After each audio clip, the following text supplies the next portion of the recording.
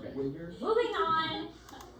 There's not a whole lot of slides left in this section.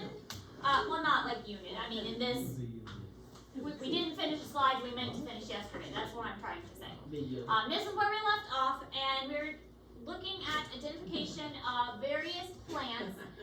Specifically, this is plantain. This is plantain major. This is plantain minor, and we were mentioning that both of these are good for health and making like a poultice. And then these two are, this is like a phlox, and this one is called chicory, and this one is wild carrot, or also known as Queen Anne's lace. So all of these are very common in this area, especially these two. They're found all over the place. This one is more along sides of roads, and in disturbed kind of areas. Alright, so other things to know.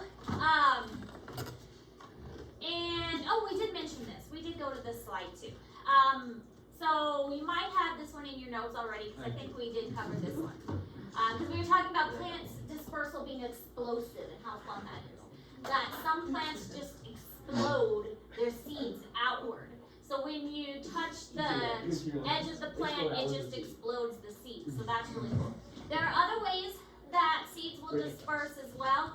I'm sure you've all experienced the fun of walking through your field and then you come out and they're stuck all over your pants. Pretty annoying, but that is a seed dispersal. You carry them or they get stuck on animal fur and then the animal fur carries them around. Pollinators are vital, and there are other pollinators besides just bees. Bats, moths, flies, those are all examples as well.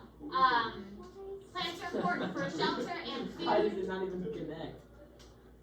And there are many medicinal plants.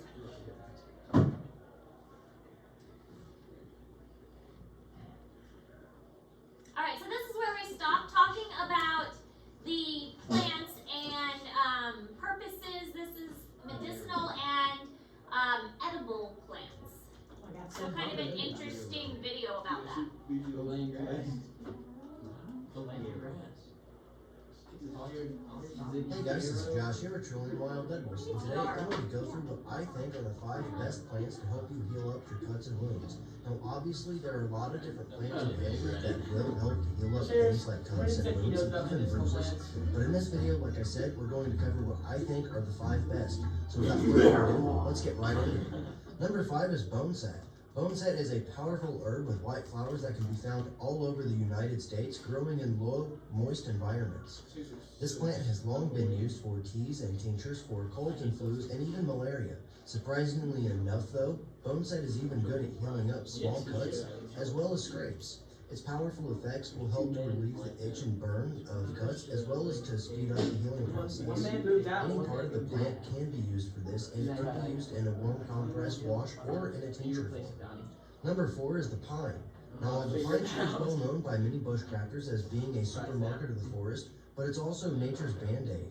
However, there are many pine trees that can be found across the world, and many are usable in the same ways. However, the white pine is the most studied.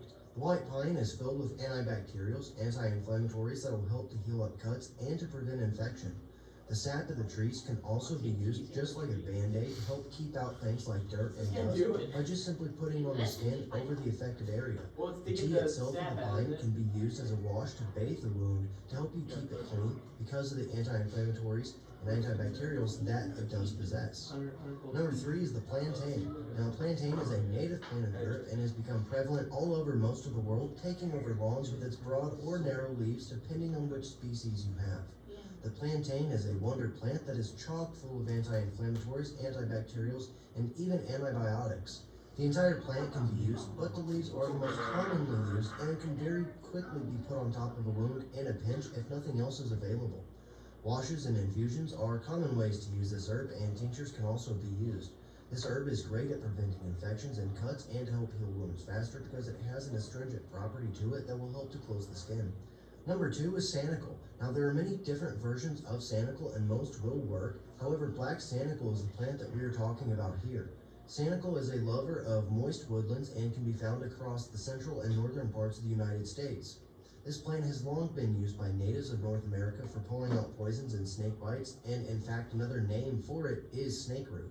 Besides being good for snake bites, this plant is great for bruising and cuts because it has anti-inflammatory, antibacterial, and even pain-relieving properties to it. This plant will work very well for deep and small cuts and can even be used in the field for great results. You can simply use this plant in a spit poultice or a poultice form. You can use it in a wash or a decoction. You can also use it in a tincture form. Number 1 is yarrow. Now it would be improper to not place yarrow as number 1 on this list in my opinion, as its supposed discovery goes all the way back to Achilles using this plant on his troops in battle to help expedite the healing of wounds. This is an extremely beautiful plant with white flowers and widely found across the world. Yarrow can be found in fields, clearings, as well as the edges of roads and even woods. The entire plant can be used and it works wonders on healing deep cuts, but also to help remove pain. Yarrow possesses anti-inflammatories, antibiotics, antibacterials, astringent, and even pain-relieving properties. Its effectiveness is world-renowned and well-backed by scientific literature as well as time. The plant can be used in a wash, poultice, or even tincture form and goes great combined with some of the other herbs on this list, like plantain and sanicle, for a good example. Alright, so there's what I think are the 5 best plants for helping to heal cuts and wounds. Obviously, like I said before, these aren't all of them, but these are what I think are the best, and these are generally the ones that I always go back to whenever I do have a cut or a wound that I need to heal up. So I thank you guys for watching this video. I hope you enjoyed it, and I hope you learned just a little bit of something. If you want to learn more about edible medicinal plants, make sure to subscribe.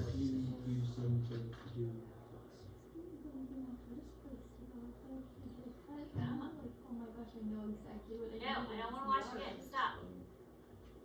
Stop. There it goes. Okay, so here are various plants and how the seeds are dispersed. You have seeds that can be dispersed by the wind, which we have mentioned before. We've got some wind dispersal. These will grab on to animal fur or to human fabric and transport that way. These are often shaken, and when they're shaken by the wind, then they disperse that way. These can be eaten, and when they're eaten, they get dispersed, and same with these, also eaten and dispersed that way. These I really, like, this is a video of the seeds that kind of just are propelled and exploded outward, so it's just a really fun video watching the seeds explode. Exploding dispersal. Violet flower seeds are crammed into a special pod.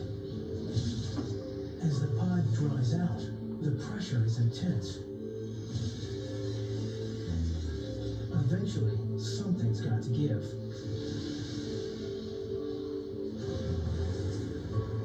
Those soybeans? No, I think it's a violet.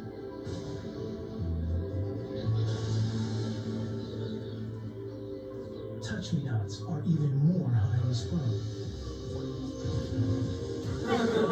The slightest contact triggers a chain reaction. Seeds light up the sky like a fireworks display.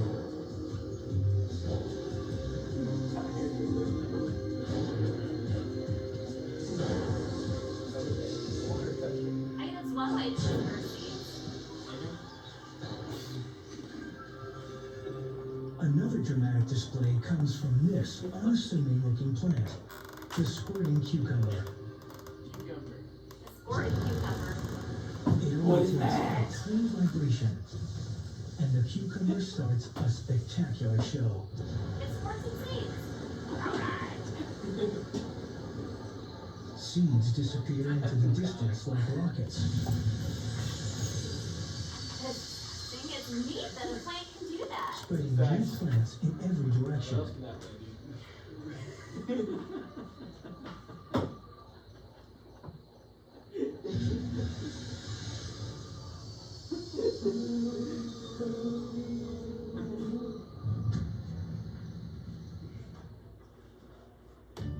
Why does this look so close? This had to be for April Fool's Day. Had to be for what, April Fool's Day? Yeah. Oh god, I love square cucumbers. Your favorite plant? Yeah. If I ever have to do a presentation on the plane, it could be a sporting cucumber. Oh yeah. Called deciduous, Goals, coniferous, annual, and perennial. Yeah. Alright, so plant terms to know as we identified plants. Deciduous. Leaves fall off every year. So a lot of the trees we have around here are deciduous, and they're starting to grow back. So they fall off in the fall and they come back in the spring. Coniferous are evergreen or cone trees. Annual, these are referring to plants, annual versus perennial. These are mostly plants. Annual only grow once a year. So if you're going to get a plant at a store and it's a flowering plant and it says it's an annual plant, then it's basically going to grow, it's going to produce seeds, it's going to drop the seeds, and then it's going to die. It's not going to come back the following year. However, a perennial, it's going to grow back each year. Think of these as like daffodils or irises or tulips. They have some kind of tuber usually that goes underground, and the tuber is going to be dormant enough that it will remain safe over winter time and be able to develop the next year.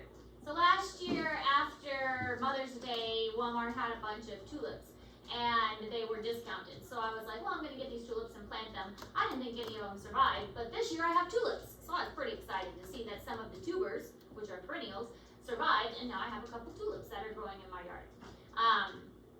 So that would be an example of a perennial.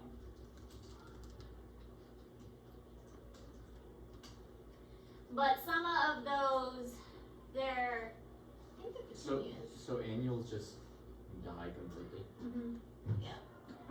The pretty petunia flowers, you see them all the time at or nurseries and like Home Depot and stuff. They're really round, they smell really good, and they look really pretty. They're purpley flowers, but they die every year. So those would be annual.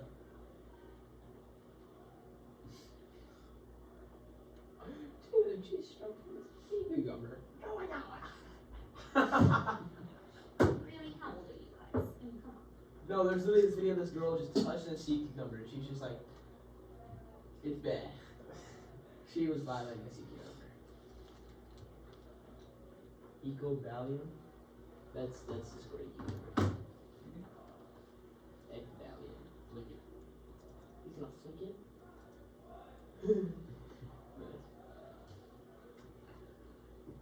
Alright, stop watching square cucumber videos. What are square cucumbers used for? I don't know, eat. Doesn't make this sense. is first one. To eat.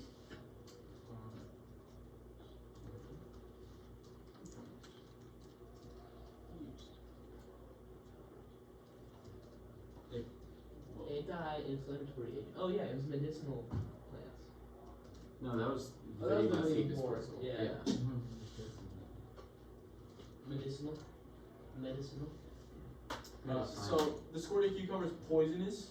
Can't even eat it. It's kind of disappointing. It's I kind of hear you. disappointing.